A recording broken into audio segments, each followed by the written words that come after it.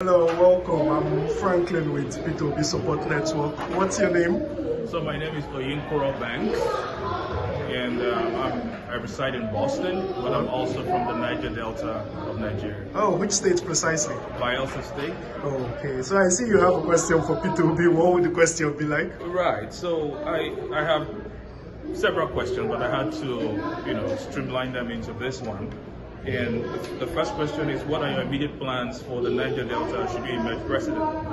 Secondly, what will you do about illegal bunkering? Because that is something that is affecting our environment and, also affecting the gross income of the Federation. And then what we do about the domestic refining of crude oil as well, because right now we largely import crude oil products into Nigeria while we have crude oil at home. So those are my primary questions. Okay, that's really nice. So, what are your expectations from His Excellency for the Niger Delta? Well, I have very, very huge expectations, and that is the reason why I took my time to fly all the way from Boston over here. Wow, how many hours is that? It's 5 hours, okay. Approximately. Okay.